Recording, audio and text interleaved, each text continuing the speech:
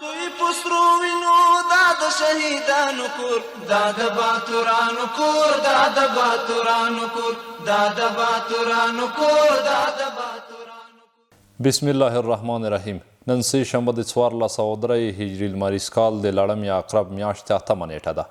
محبوب الله سروریم پام راړوم د میدان وردګ ملي تلویزیون څخه د دې مهال خبرونو ته. په میدان وردګ ولایت کې د شاوخوا 248 میلیونه افغانیو په لګښت د نوري فایبر غځونې چارې پیل شوې. مسؤلین وایي دا پروژه به د 261 کیلومتره په اوږدوالي له میدان ښار څخه پیل او د بامیان ولایت تر یکاولنګ ولسوالۍ پورې ورسیږي. نور حال د فیم الله افغان په راپور کې. په میدان وردګ ولایت کې د شاوخوا 248 میلیونه افغانیو په ارزښت د نوري فایبر غځونې پروژې چارې پیل شوې. مسؤلین وایي دا پروژه به د 261 کیلومتره په اوږدوالي د دې ولایت له مرکز څخه پیل او د بامیانو تر یکاولنګ ولسوالۍ پورې ورسیږي. خوښ په دې اسو چې الحمدلله موږ تاسو په ولایت کې دغه فایبر نوري پروژه روانه ده او دا به د میدان وردګ ولایت د مرکز نه شروع کیږي تر بیسودو پورې یا پنجاب دسه یا کاولنګ پورې به ان شاء الله دغه فایبر نوري کې بل غځيږي.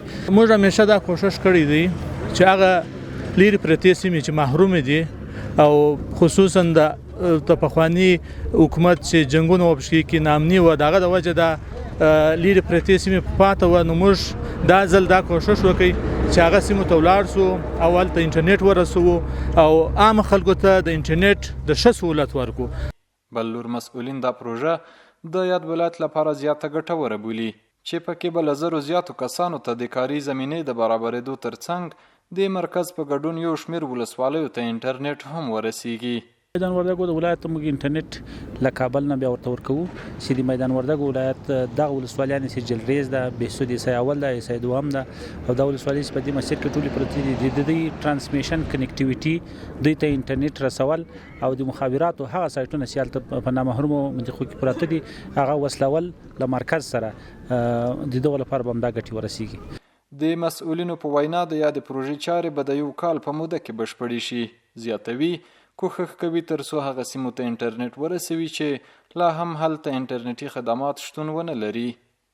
د پکتیکا ولایت د برېښنا مریت مسؤلین وایي چې ډېر ژر به په مرکز ښارنه کې د 2 میګاواټ لمریزې برېښنا پروژې چارې پیل شي. مسؤلین زیاتوي چې د یادې پروژې په پلي کېدو سره به د مرکز ښارنې ښار او نږدې ساحو د برېښنا اړتیا پوره شي. د پکتیکا ولایت د برېښنا مریت مسؤلین وایي چې د روان 1403 لمریز کال تر پایه به د یاد ولایت د مرکز ښارنې او شاوخوا سیمو لپاره د 2 میګاواټه لمریزې برېښنا پروژې چارې پیل او د همدې کال تر پایه به بشپړې شي. د اوبو انرژي وزارت له لوري د پکتیکا ولایت د مرکز ښارنې لپاره د 2 میګاواټه په اندازه د لمریزې برېښنا تړون و چې لاسلیک شو او په د 1 میګاواټ برېښنا چې دا د ښارنې د بازار لپاره هم کافي ده خو 2 میګاواټه قرارداد شوی دی چې د 1 میګاواټ په د شاوخوا کلیو او یا کومه فابریکې چې نوې راځي صنعتي پارکونه د هغې لپاره په نظر کې نیول شوي ده. د مرکز ښارنې ښاریان خوښي ښیي چې په مناسب قیمت به د یادې پروژې له برېښنا څخه برخمن شي او په ورځنیو چارو به یې مثبت اغیز ولري. د اوبو انرژي له وزارت څخه موږ دا زر تر زره دا غوښتنه کوو چې باید دوی چټک کارونه پیل کړي ځکه چې موږ ضرورت ورته لرو، موږ ډېر اړتیا ورته لرو چې دا کارونه دوی موږ ته وکړي. له برق نه بغیر هیڅ کار موږ مخته نشو وړای ځکه تقریبا 90% د کار مسد برق پورې تړلی ده. صحیح ده که هغه موږ ته وسي ډېر مهرباني به یې ډېر ضرورت ورته لرو. پکتیکا کې کوم برق جوړیږي سولري دا د پکتیکا لپاره ډېره ګټه لاسته راوړنه ده. دلته به کارخانې به فعاله سي، بازار ته به برق راسي. پکتیکا دا 20 کاله کې برق نه لرو. دلته شخصي شرکتونه خلاصول سي برق ورکوي نو ډېر جګ اوس که سولري برق دلته فعاله سي بازار به د شپې یعنې د 1 بجې 1:30 بجې پورې به خلاص خلکو ته به ډېر غټ سهولت دي. موږ په دې باندې ډېر خوشحاله یو. د ویلو ده چې په تېره سرطان میاشت کې د اوبو انرژي وزارت او د وفي بهرام شرکت ترمنځ د 25 میلیونه ډالرو په ارزښت د 3 ولایتونو فراه او روزګان او پکتیکا لپاره د لمریزې برېښنا د تولید پروژې 3 هوکړه لیکونه لاسلیک شوي وو. د کندوز مرکز پر کروندګرو د غنمو اصلاح شوو تخمونو او کیمیاوي سرې د ویش لړۍ پیل شوه. د دې ولایت د کرنې اوبو لګول او مالدارۍ ریاست چارواکي د کندوز مرکز په 1000 کروندګرو د غنمو اصلاح شوو تخمونو او کیمیاوي سرو د ویش خبره کوي. نور حال د محمد الله ارچیوال په راپور کې.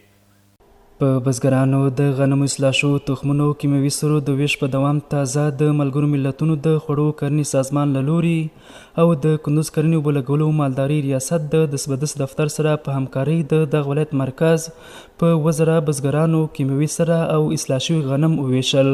در مرکز ولایت قندوز برای بیشتر از 7000 دهقان گندم و کود برای دهقان محترم توزیع میشه و این از طریق مؤسسه دست به دست با همکاری ریاست زراعت که قبلا سروی شده بود امروز عملا توزیعش آغاز شد و این پیام ما برای دهقان محترمی است این گندم را برای زراعتشان استفاده بکنند. دست به دست دفتر مسئول د غنمو اصلاح شوو تخمونو کیمیاوي سرو د ویش موخه په دې ولایت کې د کرنې وده او د هغو بزګرانو لاسنیوی بولي چې د تیرو وچکالیو له کبله زیانمن شوي دي. کارمندای تکنیکی مؤسسه با همکاری ریاست زراعت دهقانی که تحت پوشش قرار گرفتند آموزش‌های تکنیکی و مسلکی را در تمام قریه‌جات ولایت قندوز که بیشتر از 523 قریه تحت پوشش است یا دایر می‌کنند تا سطح حاصلات دهقان افزایش یابد.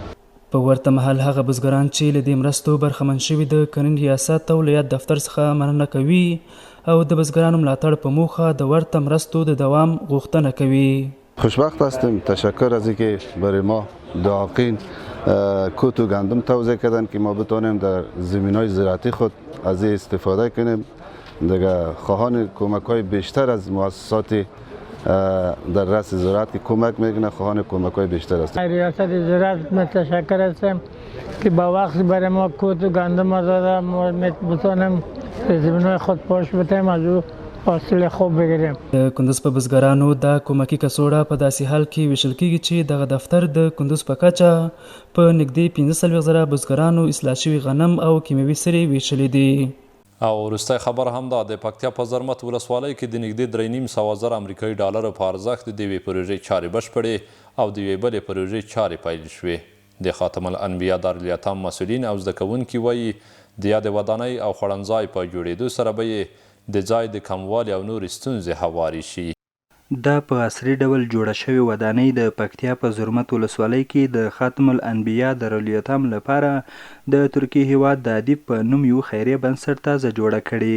مسؤلین وایي په همدې جوړه شوې ودانۍ 2.5 امریکایي ډالر لګښت راغلی او ترڅنګ یې د 1 لک امریکایي ډالرو په ارزښت د یاد دارالیتام زده کوونکو ته د خوړنځای د جوړېدو چارې هم پیل شوې. تعمیراتي چارې تکمیل شوې او اوس ګټې اخیستنې ته وسپارل شو. نو تقریبا 10 اتاقه لري او یو اداري دفتر لري. دا دارالاقامه د اوسېدا ځای ده، یعنې دلته به صرف شاګردان پکې اوسېږي. دا د خوب ځای ده او یو اوس کوم یو تعمیر چې افتتاح شو دغه د مطعم او د توامخوري تعمیر او د یو بل تعمیر واده هم راسره کړی ده چې موږ ورته ضرورت هم لرو چې هغه تدریسي تعمیر یا تدریسي بلاک ده. په جوړ شوو مراسمو کې د حج او اوقافو وزارت مرستیال هم برخه درلوده. ویل اسلامي امارت هڅه کوي ترڅو په ټول هیواد کې د دیني او عصري زده کړو لپاره خلکو ته لا زیاتې اسانتیاوې رامنځته کړي. یتیمانان پاتې شوي دي د هغوی د ښې تربیې لپاره الحمدلله نن دا بنیاد کېښودلی سو او دا رقم امارت اسلامي د مدارسو په هر ولایت کې یوه جامع مدرسه تقریبا د 1000 کسو لپاره هغه جوړه کړې ده او دا رقم په ولسوالیانو کې هر ولسوالۍ کې 3 مدرسې دي. دا دیني مدرسو لپاره هغه تصمیم ده او دا رقم الحمدلله د عصري علومو لپاره لیسې پوهنتونونه الحمدلله د هغې ښه نظارت کیږي. د خاتم الانبیا دارالیتام زده کوونکي وایي د یاد استوګنځای او خوړنځای په جوړېدو سره به د ځای د کموالي ستونزه تر ډیره هواره شي او په ځینو نورو برخو کې د لا اسانتیاوو غوښتنه کوي. مخکې یو داسې کم اندازه یو وړوکی دارالیتام و دلته یو کمې کوټې لرلې بیا به کله نور اضافه طالبان به ورته راتله نو دوی به داخله نه ورکوله. نو اوس دغه لوی خدمتو ترسره کولو سره الحمدلله د ټولو طالبانو لپاره د زرمت سوی پکتیا سوی ټولو طالبان راسي انشاءالله دلته کې جایږي او یو غټ خدمت ورته وسو.